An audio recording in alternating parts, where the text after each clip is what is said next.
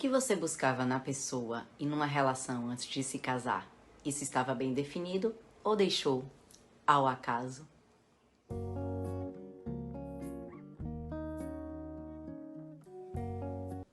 No vídeo anterior, eu falei bastante sobre o propósito do casal. Senti de nesse vídeo destrinchar mais o tema e contar um pouco sobre a minha história.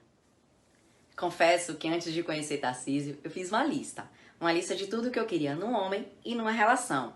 E eu sabia que se essa pessoa poderia existir em minha mente, ela chegaria até mim. E chegou. E o incrível é que chegou exatamente com as principais características que eu descrevi naquela minha lista.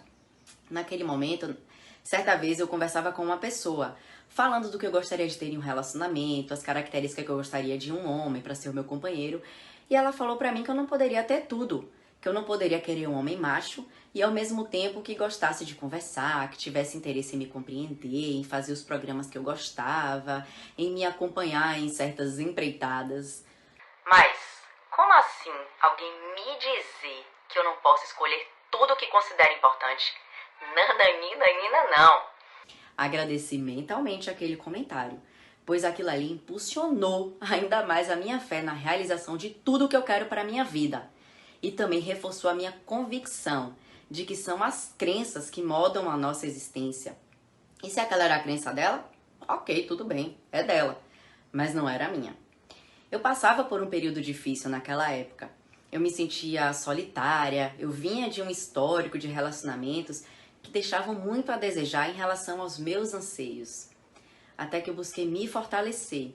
E sabia que se fosse para eu ter um relacionamento, seriam naqueles termos que escrevi para mim mesma. E não aceitaria nada diferente daquilo. Por que eu tô contando isso? Porque eu acredito que quando a gente sabe para onde está indo, o caminho pode ser tortuoso, mas a convicção da chegada fortalece e revigora a cada queda. A gente não desanima, pois sabe que o objetivo tá logo ali. Essa é a mentalidade que eu utilizo e invisto na minha relação.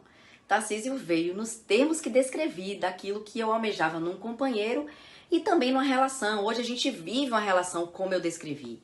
Mas isso não significa que não enfrentamos desafios, que não nos desentendemos ou até que brigamos às vezes. Mas nós definimos o nosso objetivo com essa relação. Ambos acreditamos que estamos vivos para evoluir, para superar os vícios, para desenvolver virtudes, para sermos mais fraternos, para somar positivamente nessa humanidade, ou seja, para melhorar em todas as áreas da vida como seres humanos. Decidimos que o nosso casamento seria uma excelente ferramenta para impulsionar o nosso crescimento.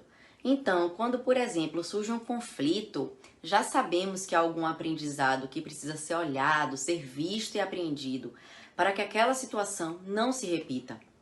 Antes de casar, nós dois fizemos uma tatuagem. É o símbolo de uma flor de lis. E fizemos antes de casar porque foi naquele momento que atestamos para onde estávamos indo.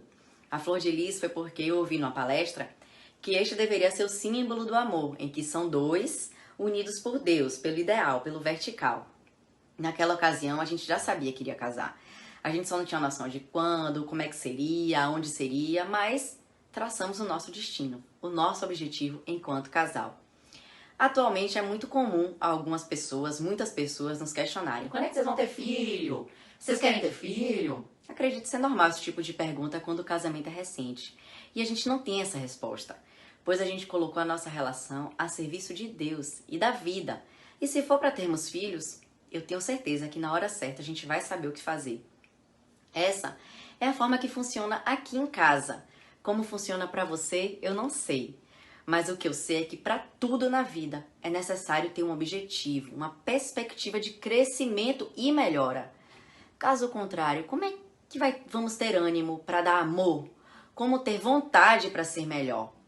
Se você entra numa relação apenas para ser feliz, talvez esteja iniciando com a mentalidade errada. Antes de eu me casar, um amigo falou: Rafaela, o casamento não é pra você ser feliz, você já é feliz sozinha, mas sim pra fazer o outro feliz. ou seja, transbordar. Faz sentido para você?